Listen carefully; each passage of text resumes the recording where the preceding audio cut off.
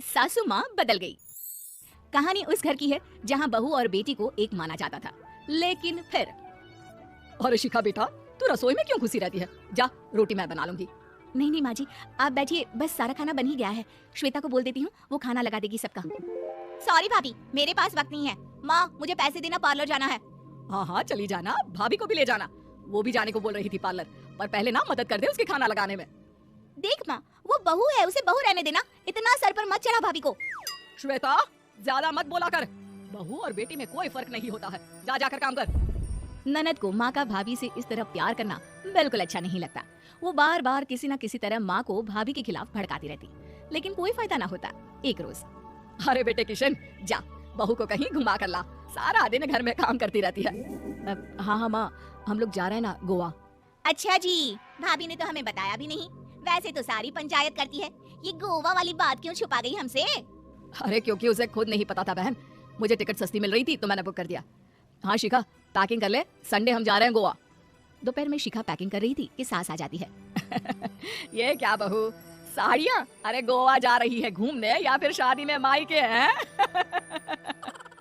माँ जी, ऐसा कुछ है ही नहीं, समझ में नहीं आ रहा क्या रखूं कपड़े में। अरे तेरी और श्वेता की साइज तो एक ही है, उसके कुछ मॉडर्न कपड़े ले ले, आकर लौटा देना।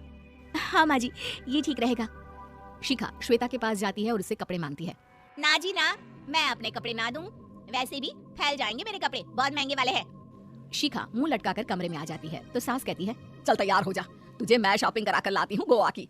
बस फिर क्या था, सास बहू निकल जाते हैं मार्केट और एक से बढ़कर एक ड्रेस खरीद कर घर आते हैं। पहले बता देती कि नए कपड़े दिलाने वाली है भाभी को, तो मैं अपने ही दे देती ना भाभी को, मुझे दिला देती नए कपड़े।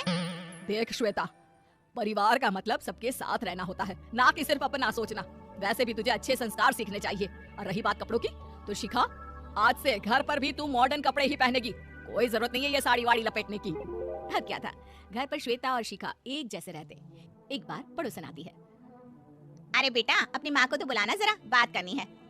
शिखा सास को बताती है और रसोई में चली जाती है। ये आपकी बेटी बहुत बड़ी हो गई है, इसके लिए एक रिश्ता है, कहो तो बता दूं। ये बेटी नहीं बहू है, घर में सब एक जैसा ही रहता है। वैसे मेरी बेटी भी बड़ी हो गई है, कोई रिश्ता हो तो जरूर बताना। पड़ोसन रिश्ता लेकर उन लोगों के घर आती है। तब श्वेता की होने वाली सास कहती है, तो ये घर है, कितने मंजिल का है? और ये बहू ने आपकी क्या पहन रखा है, जीन्स टॉप? अरे भाई, साड़ी वाड़ी नहीं है क्या इसके पास? देखिए, सर्दी है तो साड़ी में बहू कैसे मैनेज करती, वैसे पहनती है साड़ी भी।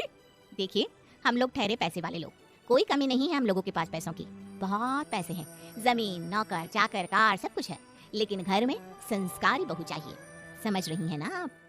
सास कुछ कहती कि श्वेता बोल पड़ती है, हाय रे, नौकर चाकर से लेकर जमीन, कार, पैसा, हाँ हाँ मुझे रिश्ता मंजूर है मुझे। अरे रुक जा श्वेता, मैं बात कर रही हूँ ना। देखिए, हम लोगों के घर इतनी आजादी नहीं मिलेगी। अरे हाँ कर देना माँ, हाँ कर दे जल्दी से। सास क्या करती, बेटी की शादी ऐसे घर में कर देती है जहाँ ना उनके विचार मिलते हैं और ना ही आचार। शादी के बाद एक रोज फोन पर, श्वेता बेटा, एक बार घर आ जा, बहुत दिल करता है तुझे देखने का। माँ वो घर पर बहुत काम होता है, कैसे आऊँ? बड़ा घर है, लेकिन आने जाने वालों की लाइन ही लगी रहती है। बेटा मैं तो जानती थी उस घर का हाल, लेकिन तू ही नहीं मान रही थी। माँ देख, हर घर का यही हाल है। तेरी बेटी को यहाँ घूंघट हटाने की परमिशन नहीं है और एक तरफ भाभी स्कर्ट पहनकर घूम रही है।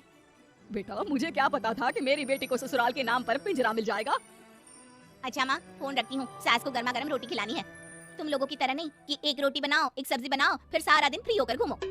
सास फोन तो रख देती है, लेकिन सोच में पड़ जाती है कि एक तरफ बेटी जिसे कोई आजादी नहीं, वहीं दूसरी तरफ बहू जिसे देखकर लगता ही नहीं कि उसकी शादी भी हुई है। अगले रोज, शिखा, अरे ओ शिखा।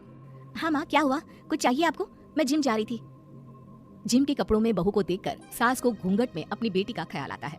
देख बहू, घर में बहू की तरह रहा कर, इतने टाइट कपड़े पहनकर जिम जाना पसंद नहीं मुझे। जा जाकर रोटी बना। रोटी? माँ अभी तो शाम के 6 बजे हैं, इस वक्त रोटी?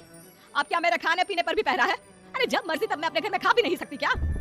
बहू को अजीब लगता है, वो समझ नहीं पाती कि जो सास कल तक इतनी सपोर्टिव थी, उन्हें अचानक से क्या हो गया। वो किचन में जाती है, गरम रोटी के साथ 2 तरह की सब्जी, रायता, सलाद सब लेकर सास के पास आती है।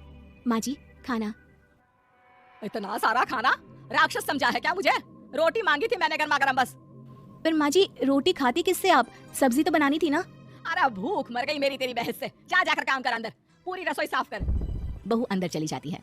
थोड़ी देर में श्वेता घर आती है। अरे शिखा जल्दी से चाय ला, पकवान बना, मेरी बेटी आई है।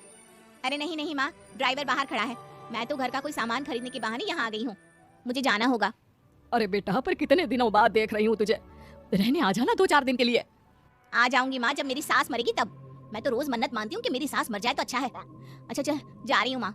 हे भगवान, कैसे कैसे दिन देखने पड़ रहे हैं मेरी बेटी को। सास अंदर जाती है जहाँ श्वेता की जिम वाली सहेली का फोन आया होता है। क्या बात है, आज जिम नहीं आई? अरे पता नहीं यार, आज माँ को क्या हो गया अचानक। पर खैर कोई नहीं, लगता नहीं कि मैं अब जिम आ पाऊंगी। शिखा स्पीकर पर बात कर रही थी जिसे सास सुन रही थी। यार ये सास ना होती ही ऐसी है। मैं तो कहती हूँ बुढ़िया जल्दी मरे और तू आराम से जिए। शिखा को सहेली की बात पर गुस्सा आ जाता है। माँ के मरने की कौन सा बच्चा दुआ मांगता है मोहिनी? आगे से ऐसी बात मेरे सामने मत करना। हमारे घर की शोभा ही माँ है। क्या हुआ जो थोड़ी शक्ति दिखा रही है?